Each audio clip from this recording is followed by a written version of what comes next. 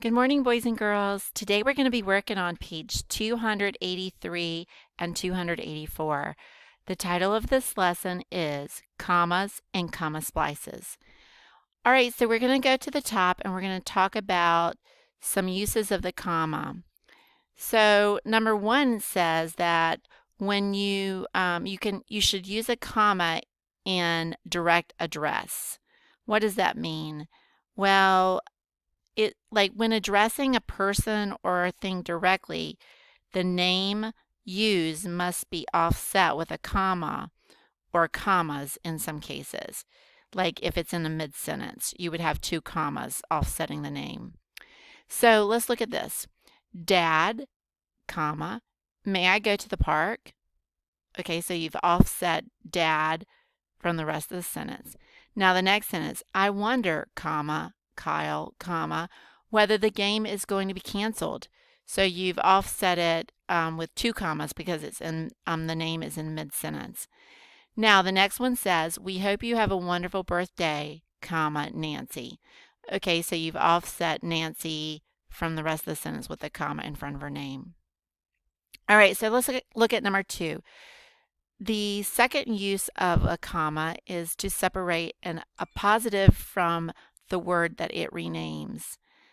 And we talked about this earlier in the year. In fact, it was quite earlier in the year. It says, let's review. The naturalist, comma, Mr. Stanley, comma, works at the museum. One of the examples I gave earlier this year is I'd say Dr. Dotson, comma, the principal, comma, works at our school, or something like that. So you separate the appositive from the word that it renames. Number three, after a long introductory prepositional phrase of 5 or more words. Now, we're pretty familiar with this, and you guys are pretty good at this. Let's look at this one. On the face of a mountain in South Dakota, comma, 4 great presidents were carved. So look at the beginning. It starts with the preposition on. So we've got this long introductory prepositional phrase. It's 5 or more words is the rule. Okay, so number 4, after a dependent clause at the beginning of a sentence. So we've been talking about this, and the dependent clause means that it's not a complete thought, and it's got that subordinate conjunction in the front. Look, before Gutzen Borglum carved Mount Rushmore, comma, he carved the Confederate Memorial on Stone Mountain in Georgia. Okay, so now look at number 5, before a coordinating conjunction. And a coordinating conjunction is and, but, or in a compound sentence. And we're pretty familiar with this one also. The work was very dangerous, comma, but brave men stuck to the task.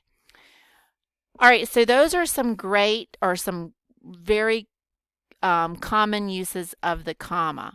So now let's look at the thing that is incorrect. And I highlighted this word incorrectly in the sentence right here, because these are comma splices. A comma splice consists of 2 complete sentences incorrectly joined by only a comma. So this is not correct. So do not look at this and think, oh, this is how you do it. No, this is the wrong way to do it. So let's look at the example.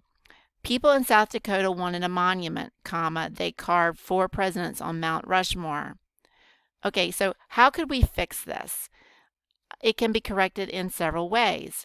You can make a sentence into 2 sentences. So we could say, people in South Dakota wanted a monument, period. I highlighted the period. They carved 4 presidents on Mount Rushmore. I highlighted the period to make that stand out. Number 2, you could make the sentence a compound sentence with the coordinating conjunction like and, but, or. So let's look at this one. People in South Dakota wanted a monument, comma, and they carved 4 presidents on Mount Rushmore. So I highlighted the comma and the coordinating conjunction and. And the third way that you could correct this comma splice would be by making the sentence a complex sentence. And remember, a complex sentence is going to start with a dependent clause. I'm sorry. Okay, so because people in South Dakota wanted a monument, that's not a complete thought. That's a dependent clause. Because people in South Dakota wanted a monument, comma, they carved 4 presidents on Mount Rushmore. Okay, so let's go to the bottom, the guided practice. It says write CF if the sentence contains a comma splice. Okay, these are going to be the ones that are incorrect. And then write C if the sentence is correct. Okay, so let's look at number 1. Mount Rushmore was named for Charles E. Rushmore. Is that a complete thought? It is. All right, and there's no commas thrown in there incorrectly or anything, so that is going to be correct. Okay, so number 2. Some people wanted the memorial comma. Some people thought it was a bad idea.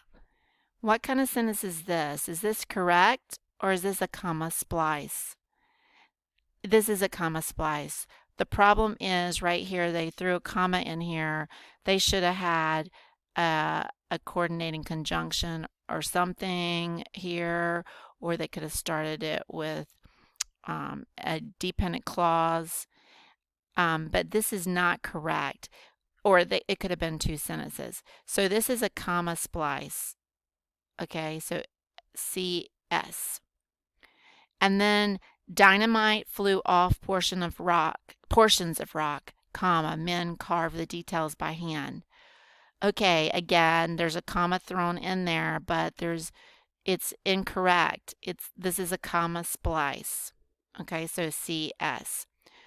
All right, so what we're going to do is we're going to flip our paper over, and you guys are going to work on the top portion of this this side the exact way of what we just did right now. You're going to put an CS if it's a comma splice, or a C if the sentence is correct. Now, the section at the bottom, 6 through 12, you're going to use the proofreading mark, the caret, to insert any missing commas. So let's look at the first one for just an example. At only 33 years of age, Thomas Jefferson wrote the Declaration of Independence. All right, so I see a prepositional introductory phrase. At is a preposition. At only 33 years of age.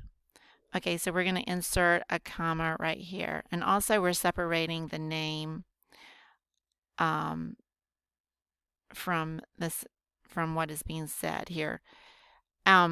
So at only 33 years of age, Thomas Jefferson wrote the Declaration of Independence. Let me back up for a second. That's not an indirect, that's not a direct address, but this is the correct place to put the comma because of the introductory prepositional phrase of 5 or more words. Okay, so number 7. We'll do this one together also. For his dream of expanding America, Borjum included Jefferson. Okay, for his dream of expanding America, Borjum included Jefferson. All right, here you have another introductory prepositional phrase of 5 or more words. For his dream of expanding America. Okay, where are you going to put the comma? Right here. Because this is a, look at this, Borglum, included Jefferson. This is a complete thought right here, but this is the introductory prepositional phrase.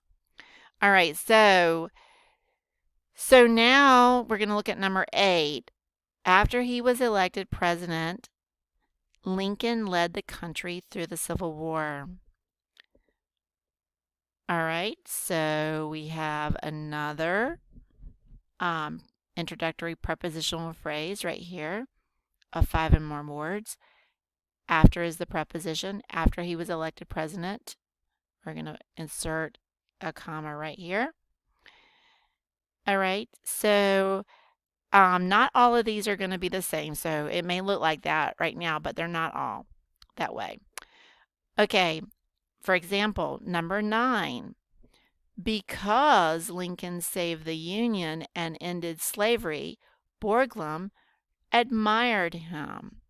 So what do you think is going on right here? We have a dependent clause right here, and it starts with because. Because Lincoln saved the Union and ended slavery. That's not a complete thought. That is a dependent clause. So you can put a comma you can insert it right here. Okay? So that would be where you put the comma. And number 10, while Lincoln was watching a play, he was assassinated.